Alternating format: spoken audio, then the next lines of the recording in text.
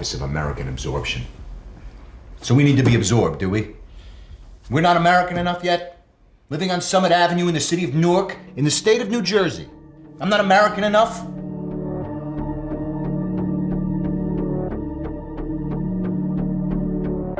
Hi, this is Peter Sagal, normally the host of NPR's Wait, Wait, Don't Tell Me, here again with episode 3 of the official podcast for HBO's Plot Against America. And once again, I am joined by the executive producer and creator of the show, David Simon. Hello again, David. Thanks again. We are talking this week about part 3 of the Plot Against America. So this is your usual warning that if you like to actually see your TV without knowing what's going to happen, stop listening to this podcast, watch the episode, and come back to us. This episode, just to recap briefly, begins with a nightmare, and we then enter into a nightmarish version of American history in which Charles A. Lindbergh has won the presidency, and we now see what that is like for the Levin family of Newark, for Rabbi Bengelsdorf, who's now an official in the Lindbergh administration, and ultimately for the country. This is where the story of the show really veers from American history as it was lived, so it's worth it just to mention what happened. In real life, of course, FDR won the 1940 election. The year 1941 passed with isolationist sentiment continuing to hold the day in America, especially as Germany invaded Soviet Russia, until finally everything changed with Pearl Harbor. Roth may have made up this election and the result, but he did not make up the nativist, anti-Semitic, xenophobic, isolationist strain in American thought at the time. Not at all. The German-American Bund and the America Firsters genuinely came to believe that Jewish Americans were one of the elements pushing America towards a war that we did not need.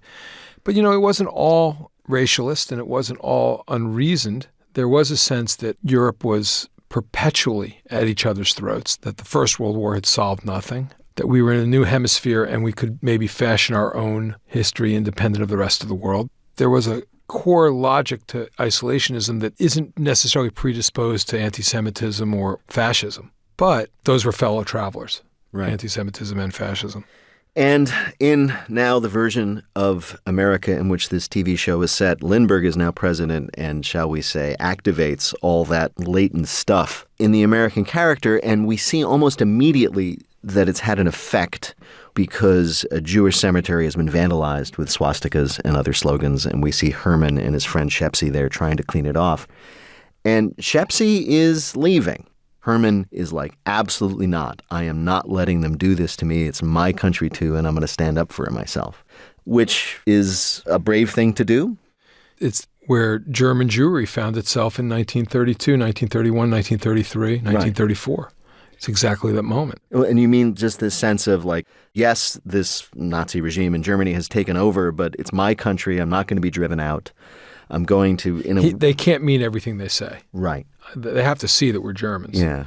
German Jews who had fought and who were veterans of World War I couldn't believe that they were not German, that they wouldn't be perceived for being the patriots they were. But they can inform you at the drop of a hat that you're mistaken. Seemingly civilized countries have competed with themselves and with each other for the ability to malign and misuse and exile their Jewish populations. And so there comes a moment where every Jew thinks, what am I? I believe I'm an American, but if you're Jewish, they say you always have one bag packed. That's not unique to Judaism. I mean, At any given moment, African Americans are reminded that there are fellow citizens that think their status is somehow questionable, Latinos. That notion of the hierarchical American is one of the most dangerous and destructive things we have going. Speaking of hierarchies, there's a conversation in the cemetery how the mayor and the police commissioner came out in support, but that they were late. There's this sense, this is actually something that I think is very relevant to today, which is you realize how much you assume that the machinery of the state will protect you, at least here in America. Right. At the beginning of the episode, Herman seems to still believe, as frustrated as he is, that the authorities will be on their side and protect them. Institutional America will respond like institutional America is supposed to respond. Right. Everyone has the illusion of control, and at the point at which your democratic norms stop working, it is an illusion. It is an illusion. This is fragile stuff, democracy. My dad had something that he said every Passover, every Seder. He said, freedom can never be completely won, but it can be lost. That's the one-sheet tagline for Plot Against America. You should probably explain what a one-sheet tagline is. It's the poster, the billboard. Bernie Simon is up there. That's his line. I copped it from my father. But what it says is that democracy, Churchill, to quote a conservative Tory, he said, democracy is the worst form of government until you consider all the alternatives. That's pretty accurate, which is to say it's messy. It relies on consensus. It can never be like a laser, the same way fascism can be, to be goal-oriented. You have to build consensus. It's a struggle.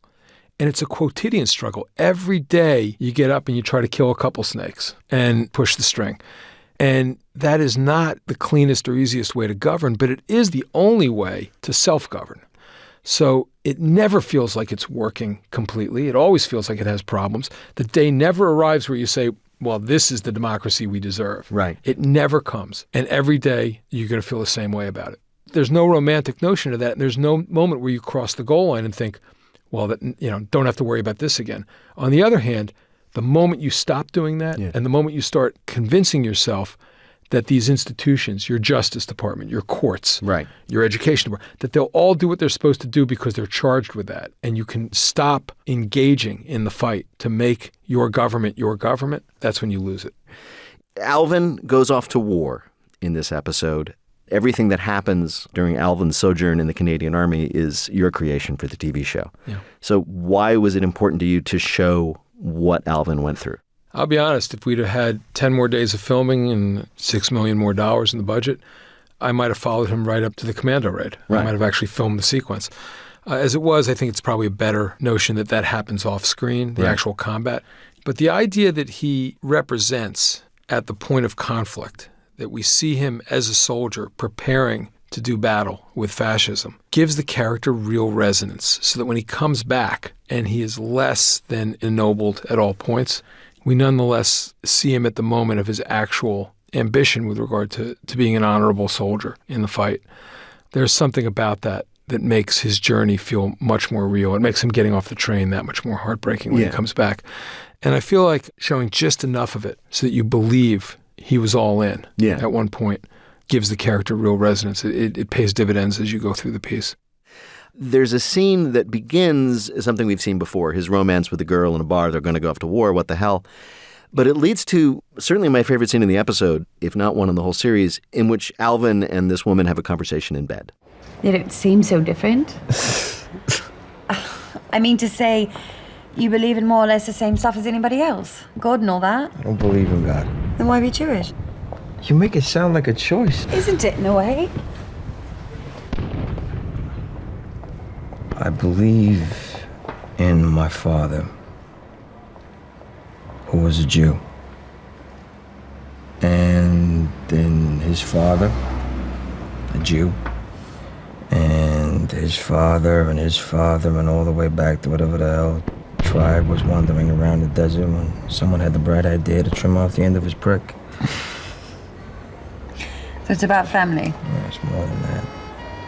I'm a Jew because I was born a Jew, and this whole fucking world wishes I wasn't. They want us gone. All of us. And they drive themselves crazy because after all this time, they still can't get rid of us. That's it. Yeah, that's it.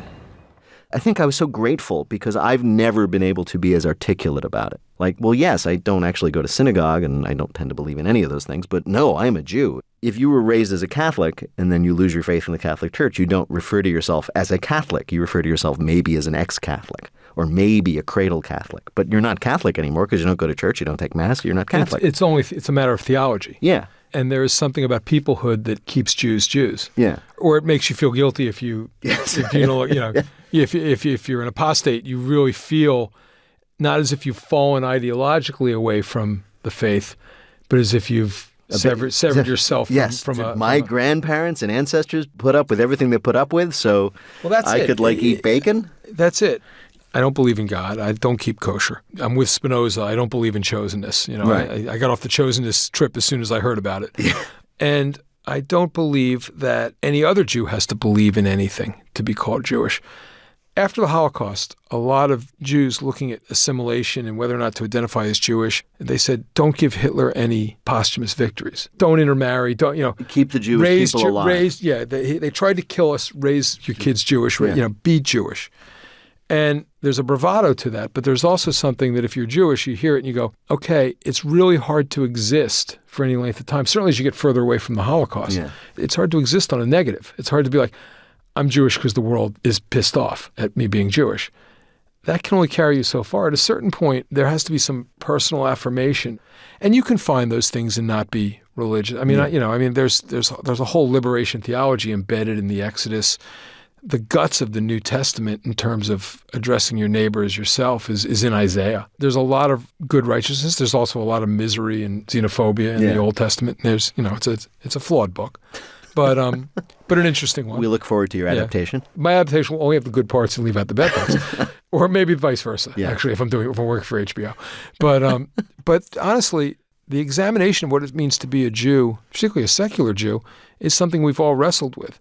And so I got to that scene, I was like, I'm going to try to say why I'm Jewish, me. I don't know if it would have landed with Roth. I think it might have. I mean, from everything I've read of his work, I think it would have been close to the pocket of what he might have said if Alvin were challenged on why he was over there fighting. But yeah, I'm very proud of that scene. Let's follow Alvin. He goes through his training. He is sent on a mission that has to do with pulse navigation. That's a real thing? Yeah. It was critical to the Battle of Britain. It was very new. And pulse navigation later would come into actual use. Mm-hmm. So it's what our whole air traffic system functions on. So the British were experimenting with that. So were the Germans. And he's basically told part of the mission of the raid on Norway is to try to grab the German equivalent of that stuff and bring it back. Right. This is all conjured by Ed Burns and myself. Right. And it will later be relevant. Yes. This will come up again, which is why I am highlighting it now. Pay attention, viewers. Yes. Pulse navigation, everybody. Yeah, by the way, one of my favorite lines in the whole thing is Alvin. He's brought in because he has an aptitude for electronics. And they ask the two soldiers, the commandos, where they had their training. We're also working on an offshoot of radar technology, pulsed navigation. Can either of you make heads or tails of that schematic? You put an electric beam or a beacon on a plane and it sends pulses. Triangulate the pulses with ground units and you can locate planes. Is that correct? Quick studies, both of you. Can I ask where you acquired a healthy understanding of electronics? University of Warwick, sir. Or Simkowitz's garage, sir. So we embedded this in such a playful way, but I love the British look on the guy's face when he says Simkowitz's garage, sir. And he looks at him like, quite. The actor Anthony Boyle, who plays Alvin and delivers that scene so beautifully, is not Jewish. He's from Northern Ireland. So he had to learn a Jewish New Jersey accent. And he also had to learn some Yiddish, right? He got to the point where he showed up on set for one of the Friday night meals, and Aji Robertson, who plays young Philip, was asking for the pronunciation of a Hebrew word. And before I could get it out of my mouth, Anthony Boyle looked at him and said, it's Baruch, or whatever the word was. I can't quite remember. And I looked at him like, really? He didn't break the accent until the wrap party. I mean, he showed up at the wrap party and began talking in his brogue. Yeah. And the crew was falling out. They were like, are you kidding? Because he came off in between takes. He didn't slip. He stayed in Jersey. He's a remarkable actor.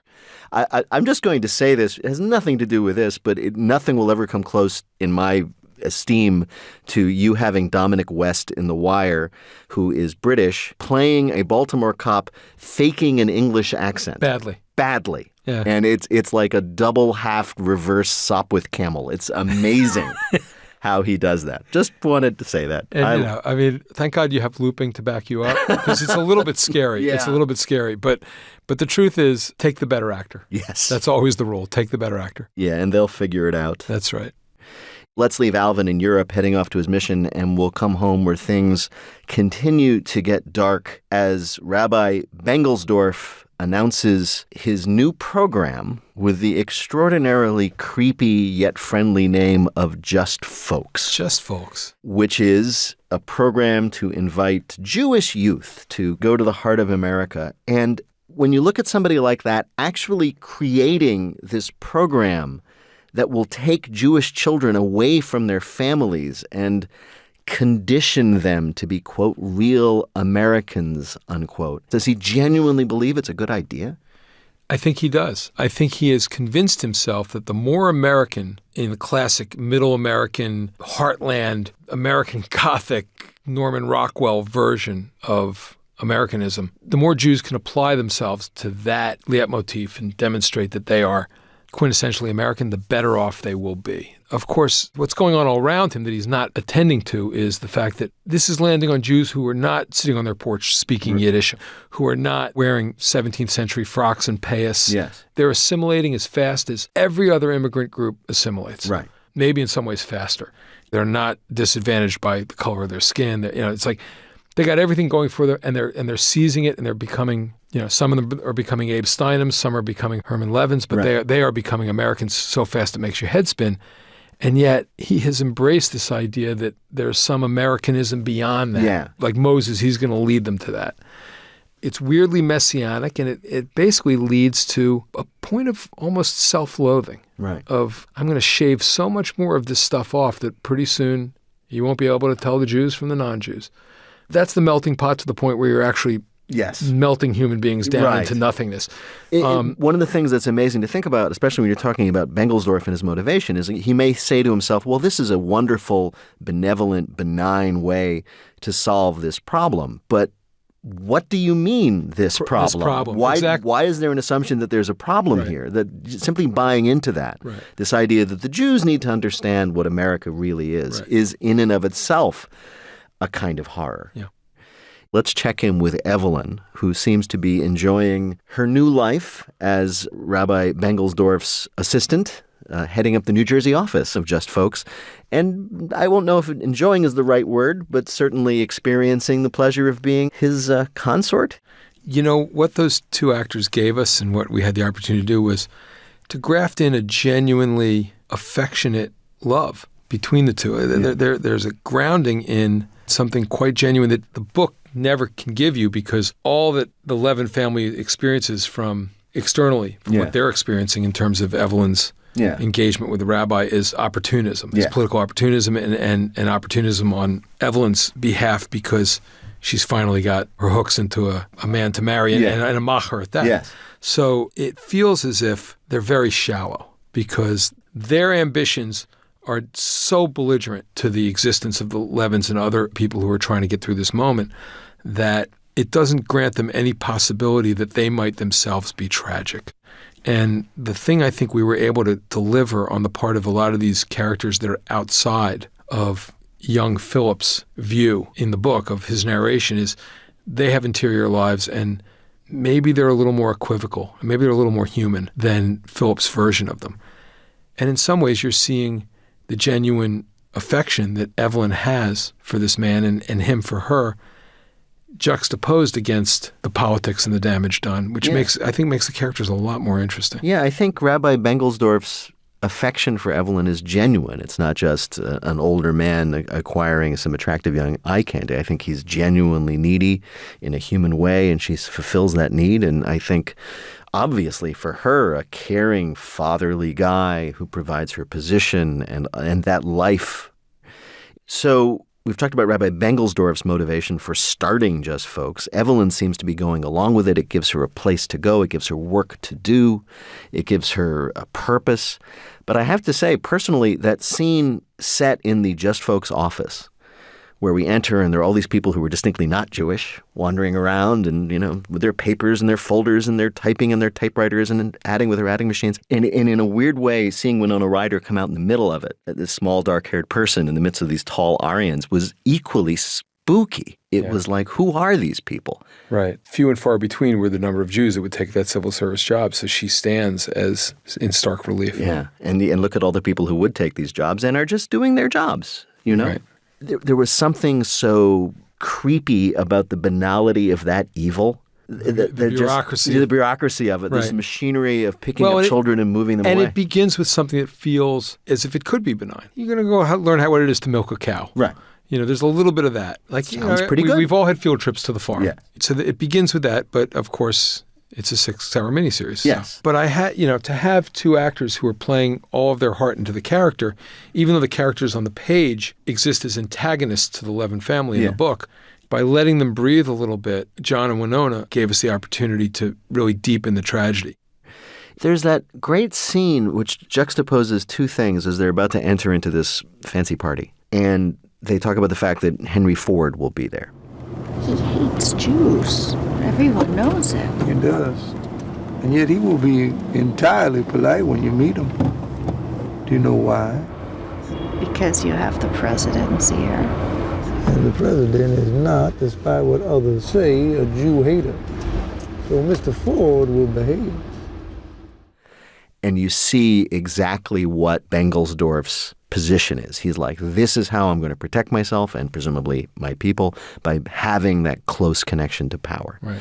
And it's interesting that it's then followed up by his proposal. Like in his power, in his moment of like, this is security, he's like, this is when I will now, from that position of I'm power. delivering my people and I can deliver you. Exactly. Yeah. Herman's attitude toward all of this becomes very clear in a number of ways during the trip to Washington. And Morgan Spector, the actor who plays Herman, has thoughts on why just folks, the Lindbergh Presidency and the anti-Semitism cropping up everywhere are particularly hard to swallow for someone like Herman. Herman is, in some ways, I think, a classic second-generation American. The social contract of America in the 40s has worked for him. If you work hard and you're willing to sacrifice, that America will reward you and that you'll have a decent life. He's seen that promise fulfilled in his life, and he has enormous faith in America and its institutions and its democracy as a result. He's, I think, acutely aware of his Jewishness and proud of it, but at the same time feels that makes him no less American, feels very integrated into the broader social fabric of the country. And I think feels that that's generally the direction that the country is going, that more acceptance, more tolerance, and a continued sense of belonging are his birthright as an American, as a Jewish American. Let's go to D.C. I mean, I saw it as, obviously they've left Newark on a couple of occasions to go into the city, but they are leaving their world. And they're going into Lindbergh's America for the first time. And it's represented by the capital city.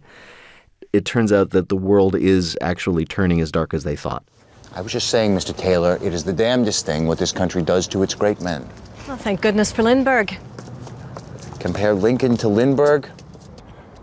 Something bothering you about what the lady just said? A loudmouth Jew. And you can just see Herman getting more belligerent. Every insult he gets, he reacts with more anger. In a weird way, this is the most, at least to me, the scariest part of the miniseries so far, because there's been a lot of worry. There's been threats, but now the Levins are out in the world and there's very little to protect them. Get back to the hotel, they've been removed from their room. It's hard to talk about realism in a show that is based on alternative history. But do you think that America would get to that place so quickly after the election of Lindbergh? Well, you got to remember it's 1940 and America was actually at that place. There was hard redlining against Jews in hotels and country clubs and restaurants. And there was a real fundamental sense of there were Jewish places and Jewish spaces and there were not. The same thing, obviously, for African Americans. It was a segregated society. And D.C. was a very segregated city, except, interestingly enough, for the federal land. We were very careful to show African Americans moving around on the mall because it was federal U.S. park property. You could promenade anywhere around the monuments. Huh. It was an artifice of an America that was promised but never delivered.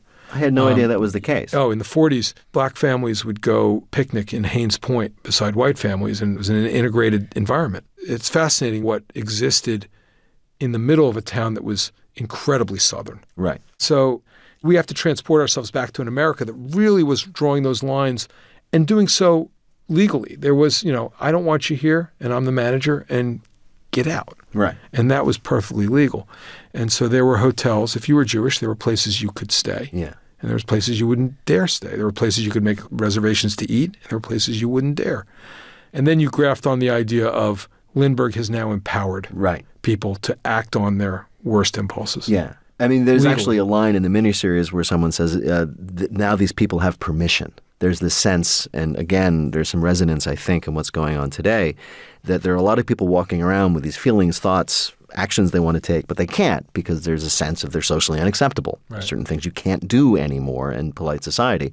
You get a leader who starts doing them or saying them or giving his tacit permission to do it, and it's not like he's creating that impulse in everybody. It was already there. There's a moment where you decide that you can go to a Confederate statue with a tiki torch and start screaming, "You will not replace us," and you're plausible. Right. You're politically plausible. And that tone comes from the top. Yeah. It's interesting to think about these scenes in Washington with people walking by and saying these things about Lindbergh and Jews and encounter eventually in the cafeteria. There's an article in the Washington Post in mid-February about how there have been hundreds of incidents of bullying in schools with kids echoing the president's language. Yeah. We're going to send you back. We're going to build a wall, build a wall, build a wall. And it's not like these feelings were invented out of whole cloth. They were there. When all else is said and done, the pulpit of the presidency is essential in what tone you set and what is said and what is not said. Right. Whether you're the president of some of the people or all of the people. We end with the restaurant where they run into a genuine bully anti-Semite, and Herman stands up to him, and that's when Mr. Taylor finally reveals his inherent decency. Do we have a problem? Winchell's a Jew paid for by the British. So if there ever was a loudmouth Jew... That is enough. It turns out he's a righteous Gentile, to use the phrase. As do the people running the cafeteria. Yes. They have no patience for this. Roth was really smart about this in the novel, which in Roth's mind, this does not come down to it's the Jews against the Gentiles. That's not the point of the novel. Right. This is about those people who are willing to stand for the country, for the republic as it has to be. The republic, as I said, democracy is exhausting, but it can't endure in any cohesive way without a daily ration of tolerance that is doled out just to begin the day so that we basically can do our business as Americans. And the novel has faith in that, which is to say at critical moments when you think all hope is lost and Lindbergh's America is about to assert itself and a tailor shows up, or the people in the cafeteria, they show up and they say, that's not right. And it happens again and again in the novel. There are moments where you expect because the Levins are living in a prism of increasing totalitarianism and increasing tolerance for anti-Semitism, or intolerance, I should say.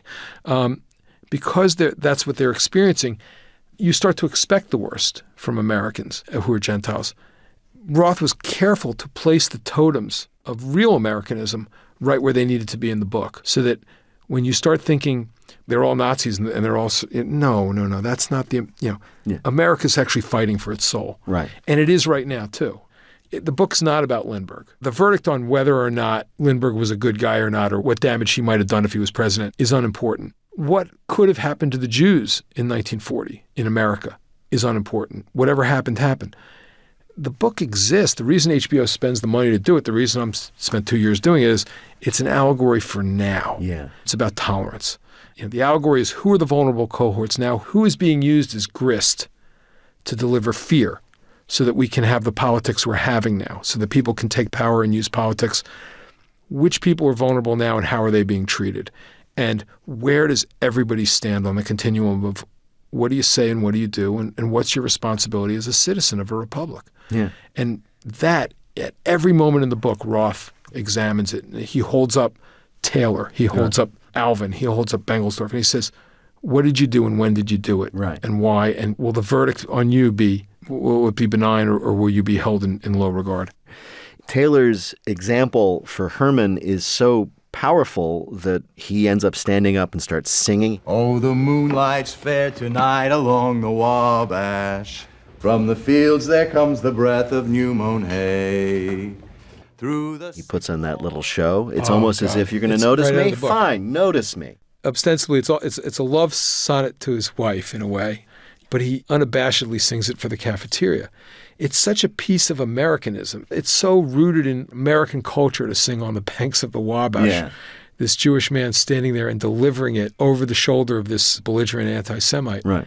That it's an absurdist moment of triumph. The only thing we added to that was we delivered his verdict that his son could go to Kentucky and experience whatever he was going to experience came on the heels of that triumph, that Herman had carved enough confidence out of defeating that moment of anti-Semitism that he's willing to let his son take the same chance. We rarely get to see Herman be happy in this show because he has such the burden of fear and anxiety and his family and everything else and his anger. And it's nice to see him be happy for a moment. And as you say, because he's had his faith restored, all right, his son can go to Kentucky. Maybe if there are people out there like Mr. Taylor, you'll be fine. The moment of connection to Mr. Taylor at the end, the quiet dignity that Taylor has now exhibited, and the gratitude from Herman is one of my favorite moments in the whole sequence of events. It's in the book. It made my heart go in my throat. Yeah. One last scene. We return to England, where Alvin has come back from his mission that has gone very badly, and there's that ultimately heartbreaking shot of panning through the military hospital, arriving at Alvin in his bed with his bloody stump, and his friend sits there, looks at him, and then gets up and leaves without letting him know she was ever there. There's this moment, which is relatively rare for this miniseries at this point, of happiness, of success, of almost joy, and we end. Yeah, let me tell you who you're working for. You're working for Blood Deadline Productions. Yeah. We don't do happy. We don't do happy. I'm familiar with your work, Mr. Simon. So we end with that, with Alvin crippled and alone. Hey, America, don't get too excited about what you just saw. Well, darkness is coming. Well, yeah, I mean, Herman and the Levin family have fought their own little battle on the banks of the Potomac. Yes. And they've emerged victorious with a benign moment in a cafeteria. Yeah. Alvin has gone to war. Right. This harkens off of what June says to him earlier in the bedroom about how war is so terribly exciting. They're living through the Blitz. Yes. It's a blackout. They've covered the windows. They're making love. You can hear the ambulances rolling around London. And he says, it's like Lemon on the Edge of the Knife. There's a romance that exists around the idea of war that doesn't actually survive the actuality of war. Alvin finds that out, as they say, the hard way. Bluntly. Yeah. And quickly. We've reached the end of part 3 of The Plot Against America, with Alvin now deprived of part of his leg, lying unconscious in a bed. We'll leave him there for a while to recover. Thanks once again to David Simon for joining us to talk in depth about his work. Thank you, David. Thank you. We'll be back next week to discuss part 4 of The Plot Against America. That will air next Monday, 9 p.m. Eastern on HBO. My name is Peter Sagal. If you miss me in the week to come, you can always hear me on NPR's Wait, Wait, Don't Tell Me. This podcast was produced by HBO in conjunction with Pineapple Street Studios. Our team at Pineapple Street Studios includes executive producers Jenna Weiss-Berman, Max Linsky, and Barry Finkel. This episode's lead producer is Emmanuel Hapsis. Our associate producer is Alexis Moore. Post-production and mixing is by Elliot Adler, and our editor is Maddie Sprung-Kaiser. You can always listen again to this podcast if you choose, or review and rate it via Apple Podcasts, Spotify, YouTube, the HBO apps, anywhere else you might get your podcasts, wherever you find them, on the street, in the sky, in your pocket. Find us, listen to us. We're grateful that you did. We'll see you next week.